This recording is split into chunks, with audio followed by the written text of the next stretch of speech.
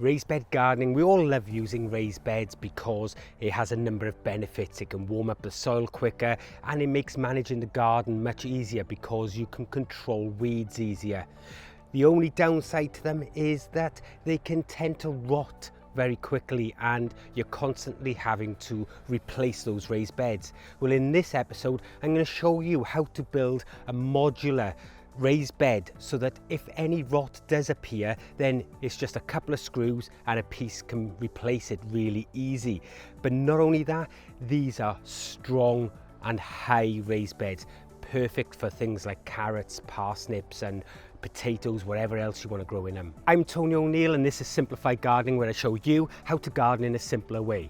This episode is sponsored by EcoFlow, but more on that later in the episode. But for now, let's have a look at the tools and the equipment that we're going to need in order to build these raised beds. So in order to build these raised garden beds, the tools we require are a power supply. Now you may have electricity or you may use like what I did before, which was a battery and an inverter, and that allowed me to power a saw. The only issue with that was it took a while for that saw blade to pick up speed and the battery didn't last very long because of it.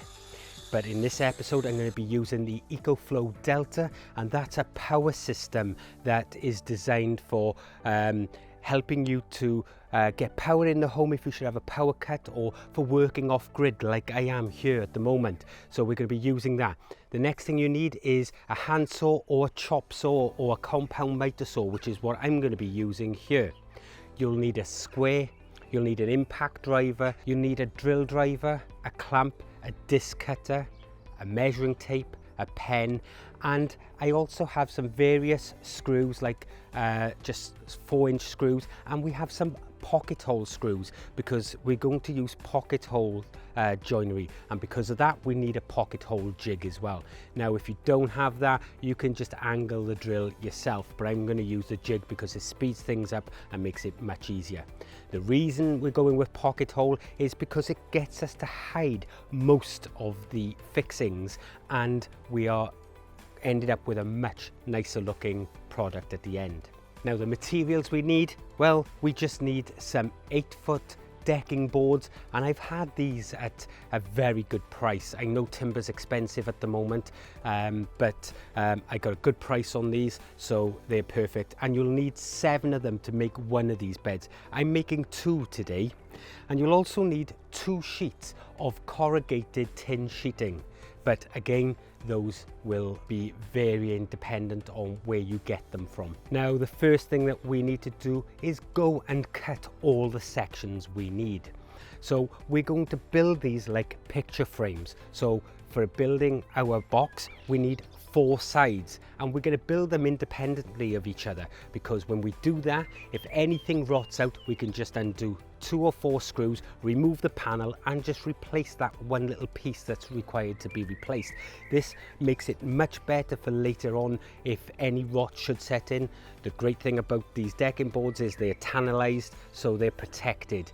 Now, the tannalization process, I know there'll be people screaming their heads off at the moment, oh, don't use treated timber in the garden.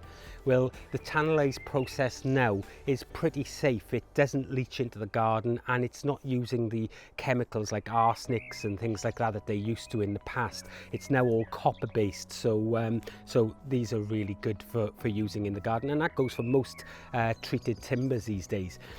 Just before we go on, I just want to interrupt this whole video, and I want to let you all know that my book Composting Masterclass is going to launch on Friday the 13th of May, and it's going to be available all over the place. You'll be able to get it on Amazon, you should be able to get it in most good bookshops, and it'll be available in 4 formats: hardback, paperback, Kindle, and it'll also be available in audio format. So keep your eyes peeled in the newsletter. If you haven't already, get across to simplifiedgardening.com and sign up to the newsletter on the bottom of any of the articles, and that way you'll get the latest updates about that. But Friday the 13th of May, that's the date to put in your diary, folks, because Composting Masterclass goes live. And it doesn't go live for pre-orders. You will order the book and it will be sent to you. It just goes live from that date on. Anyway, let's get back to the build. So to lay out these panels, as I've said, we need to lay out 2 8-foot lengths, and we need to cut for the long sides of the bed 3 sections at 14 3/4 inches, and this will create our framework. We literally do that, we'll make it in 2 sections like that, and then we'll make another 2 sections. Those other 2 sections are 34 inches long and again 14 3/4, and we'll make 2 panels like that. And we'll join everything with the use of the Trend pocket hole jig, and that will make things very easy. So once we have our 4 panels, it's just a case of drilling 4 holes down the sides of the long lengths. We drill 4 holes each side of both long lengths, and then we're able to screw those side panels in, creating our box. And this will be a box with like windows in and everything else, but as you can see, it's already really strong. The next thing we need to do is cut our tin sheet in, and we need to cut 2 pieces at 22 inches high by 92 inches long, and we need 2 pieces at 22 inches high by 33 inches long. And once we have those, we can bolt those into place, and essentially that's the bed done. Now what I will say is there will be a capping going around the top of this bed, and that'll be also made from the decking boards. Unfortunately, I don't have enough decking here at the moment. I didn't have enough to do the capping as well, but I'll pick up a couple of boards at a later stage and do that. But essentially, that's these beds done. And as you can see, they're very easy to build, they're quick. We've built 2 of these in a few hours, and they are huge and strong, and you can replace parts really easy. Now folks, none of this would have been possible. There's no way I could have run the tools for as long. I couldn't have certainly run a disc cutter off my old system, and none of it would be possible without this here, which is the EcoFlow Delta, and this is a portable power station in effect. And it's fantastic because it's got 1.2 kilowatt hours of supply. Now what I like about it is on 2 sides of the face you've got a big display here. We've got USB-A, B and USB-C connectors, so that we can charge pretty much anything we want to, whether that's laptops, mobile phones, cameras, anything like that. We can all be charged from that.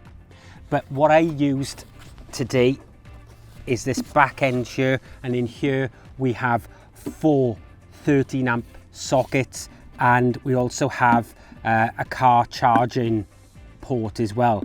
Now the reason this is so good, like I said, it's got 1.2 kilowatt hours. As you saw from the footage, it didn't struggle at all, even running the circular saw, the disc cutter, nothing had any issues at all.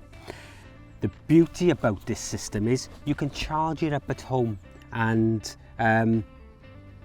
you can also get this 160 watt foldable solar panel to charge it, and it's really easy to work. You just get the cable and you literally just plug the cable in the side here. There's a little port.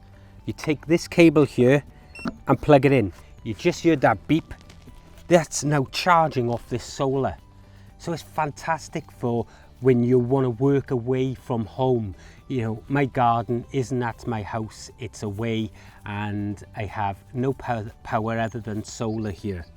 The fact to have this and I can just set it up as and when I need it is fantastic. If I go to a caravan or somewhere like that, I can take this unit with me. It will power televisions and things like that. It's a portable power station. It is really, really good. The great thing about it, like I said, is there is nothing that you have in your home you couldn't power with this unit. It is fantastic, and it's green because you're now using the sun to power all the devices that I've used in this video. And you're going to see this a lot more around the garden because I'm going to be using it to power all sorts of stuff. It won't stay at the allotment because obviously sometimes allotments and community gardens, things like that, get broken into, but this will be out, brought with me and used when I'm using projects up here. And to be honest with you, I could have probably done with it a lot over the last year or so, but it's fantastic. I want to thank EcoFlow for sending me this, because to be upfront with everybody, this was sent to me by EcoFlow for me to use in the garden, because they've seen some of the older videos where I've been using the battery and the inverter, and they said, we got a better option, do you want to try it? Yeah, I'm always open to looking at new technologies and moving forward, and I have to say this is a game changer over what I was using. It's fantastic, and it's much lighter than the battery as well. Don't get me wrong, they're not light as a feather, but when you consider you're carrying 1.2 kilowatts of energy around in this little thing, it's fantastic. And I can use it to charge my phone when I'm up here. I can play you know, radio off it or anything like that. Brilliant.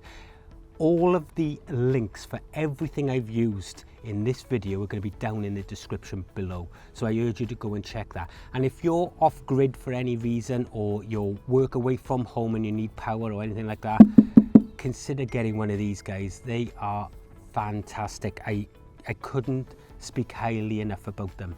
Well guys, I hope you really enjoyed this build of these two raised beds. I'm sure you'll agree they are fantastic, they're strong, they're going to last.